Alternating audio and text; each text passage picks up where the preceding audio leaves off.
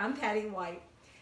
Miss Boyd left us yesterday on starting chapter 3 when we found out that Miss Brisbane thinks that Humphrey is a troublemaker.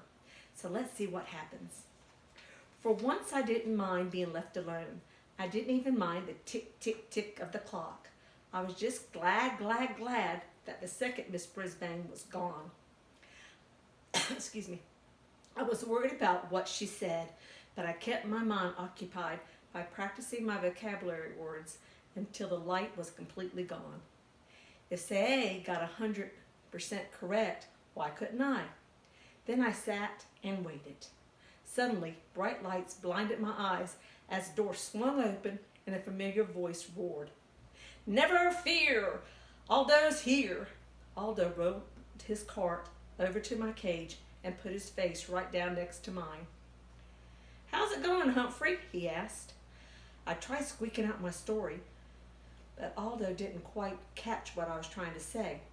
"Whoa, pal! Something got your tail in a tizzy. Well, this should cheer you up." Aldo reached into his brown paper bag, pulled out something, and dangled it in front of my cage. "Something to gnaw on, little buddy," he said, opening the door. "Joy, joy, joy! A tiny dog biscuit. One of Miss Mack's friends gave me one of these once. You can crunch on it forever. Ha ha! Suddenly, there's a smile on your face." Aldo beamed with pride. "Now I'll clean the room real fast so we can eat our dinner together."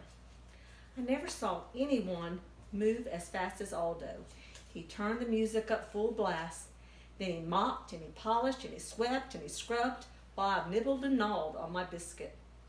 When he was finished, Aldo pulled up a chair to my cage and took out his big sandwich. "You know, Humphrey, some folks might think I'm crazy talking to a hamster, but you're better company than a lot of people I know. Here, have a nice salad. It's good for you." He tore up a tiny piece of lettuce and pushed it through the wires of my cage. "Thank you," I squeaked. "You're welcome," said Aldo. "So, what were we talking about last night? Oh, yeah, loneliness. You know, I have friends, Humphrey, but during the day when I like to do something, go bowling or to a movie or something, they're at work. And when they want to do something, I'm at work. And of course, there's the weekend, but I usually see my family, you know. My brother and his family, my nieces and my nephews. I got a big family." Suddenly, Aldo popped the side of his head with his palm of his hand. "Whoa, Humphrey, I never told you. My nephew is in your class. Richie Rinaldi. He sits right over there." He pointed to the far side of the room. He always has the neatest desk in the class. He better, or he'll hear it from his uncle, you know. "Do you know him?" "Of course," I squeaked. Repeat that, please, Richie." Of course, the nicest boy in the class, but he mumbles a lot and usually has to repeat everything 2 or 3 times to be understood. Aldo crunched his bag and tossed it into the trash can. "Well, I'm out of here. You know they got a frog in room 16, but he's not good company like you are. He sings nice, though." "Sing? I'll sing for you, Aldo," I thought. "Squeak, squeak, squeak." "Don't worry. I don't like him nearly as much as you, my friend," Aldo said. He opened the blinds to let the light in. Just as he was going out the door, Aldo said, "See you next week, Humphrey." Next week? A chill came over me.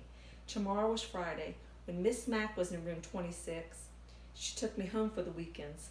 But if Miss Brisbane didn't take me home, I'd have 2 very long days and nights with no one, not even Aldo, to feed me or to chat with me. Even worse, what if Miss Brisbane did take me to her house? What fate would await me there? I had plenty of kind and busy the rest of the night worrying about Miss Brisbane and how she planned to do away with me. Please come back, Miss Mack. Tip 3. Hamsters enjoy a change of routine. Among their favorite activities are eating, grooming themselves, climbing, running, spinning, and taking a nap and being petted.